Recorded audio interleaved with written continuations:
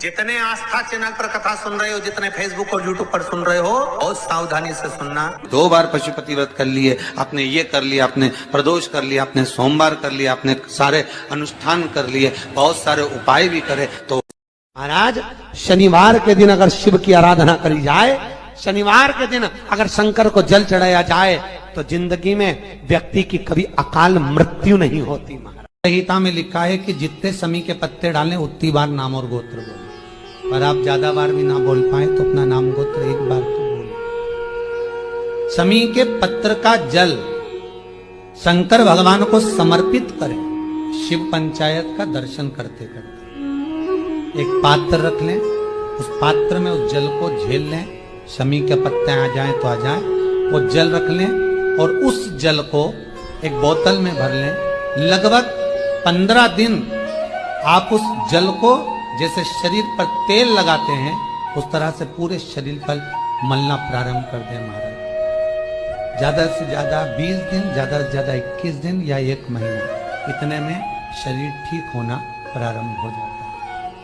कि आपके यहाँ अगर धन की कमी पड़ रही है, पैसा नहीं आ रहा, व्यापार नहीं चल रहा, दुकान नहीं चल रही, धंधा नहीं चल रहा, नौकरी नहीं लग रही, सर्विस नहीं लग रही, तो हमने बार बार आपको कहा है, कोई दुकान आप डाल रहे हो, नया व्यापार चालू कर रहे हो और लग रहा है कि चलेगा कि ना चलेगा। पहले भी मैंने 2-4 दुकान डालकर देख ली, नहीं चली, अब नया डाल रहा हूँ, कर्जा कर डाल रहा हूँ, पैसे लाकर डाल रहा हूँ, चलेगा नहीं चलेगा। आम के पत्ते की भस्म मिल जाए, स्वस्तिक का निर्माण कर दो, फिर आप अंदर कोई पूजन करो ना करो, आपने कोई अनुष्ठान करा ना करा, यज्ञ पूजन करी ना करी,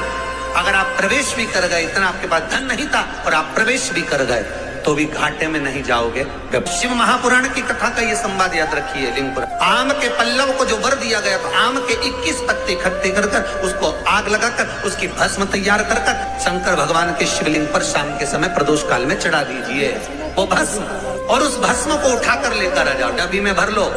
और गाय का घृत उसमें डाल लीजिए। जिस पुरुष नारी को चर्म रोग हो जाए, चर्म रोग, कहीं खुजली चल रही हो, कहीं दाने पड़ गए हो, कहीं चमड़ी सफेद लाल काली पीली जैसी पड़ गई हो, कहीं दाग हो रहे हो, चर्म रोग, कहीं खुजाल चल रही हो, तो और उस स्थान पर लगाना चालू कर दीजिए। 3 दिन में दांत खात खुजली जो भी होगी मिटना प्रारंभ हो जाएगी। उसमें इतनी प्रबलता आ जाती है। शंकर को जो भस्म चढ़ी है, आम के पत्ते की भस्म का भी हमारा शास्त्र वर्णन करता है। उस भस्म को छान कर पीस कर उसकी कोई दुकान आप डाल रहे हो, नया व्यापार चालू कर रहे हो और लग रहा है कि चलेगा कि ना चलेगा, तो उसके लिए सबसे पहला काम करो, कम से कम दुकान खोलने के 7 दिन पहले आम के पत्ते की बंदरवाल बांधो। दुकान का मुहूर्त होने के 7 दिन पहले आम के पत्ते की बंदरवाल बांधो, और कहीं आम के पत्ते की भस्म मिल जाए, वही भस्म जो आम के पत्ते 21 उठाए सूखे वाले, अलग से तोड़ के मत सुखाना, उसमें थोड़ा सा चंदन मिलाकर, और उसी से सम्मुख में जहां 7 दिन पहले तुमने बंदरबल बांधी है, दुकान खोलने वाले दिन उसी आम के पल्लव की भस्म जो शिव पर चढ़ी थी, उसी में चंदन मिला हुआ वो एक स्वस्तिक का निर्माण कर दो। फिर आप अंदर कोई पूजन करो ना करो, आपने कोई अनुष्ठान करा ना करा, यज्ञ पूजन करी ना करी, अगर आप प्रवेश भी कर गए, इतना आपके पास धन नहीं था और आप प्रवेश भी कर गए, तो भी घाटे में नहीं जाओगे, व्यापार उन्नति की ओर ही बढ़ेगा, व्यापार बढ़ेगा। उसमें आम के पल्लव में अगर कामदेव छुप कर भस्म होते हैं, तो शंकर मेरे आम के पल्लव को भी वर प्रदान कर देते, आम के पल्लव को भी शिव वर।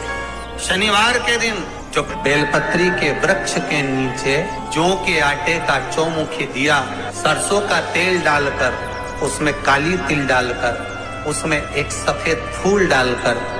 बेलपत्री के वृक्ष के नीचे जैसे एक चौमुखी दिए को जौ के आटे के दिए को लगा दिया जाता है। जो व्यक्ति चिड़चिड़ करता है, जो व्यक्ति क्रोध करता है, जो व्यक्ति अपशब्द बोलता है, आड़ा टेढ़ा बोलता है, ताने देता है, ईर्ष्या रखता है, घर में चिड़चिड़ करे, पूरे घर को अस्त व्यस्त कर रखा, उस व्यक्ति का नाम और गोत्र बोलकर मात्र एक दिया लगा दिया जाए, व्यक्ति अपशब्द कहना बंद कर देता है, उसका प्रेम प्रबल हो जाता है, उसकी ईर्ष्या समाप्त हो जाती है, उसकी नफरत समाप्त हो जाती है। हम आपसे बार बार कहते हैं ना, कई बार आपको कहा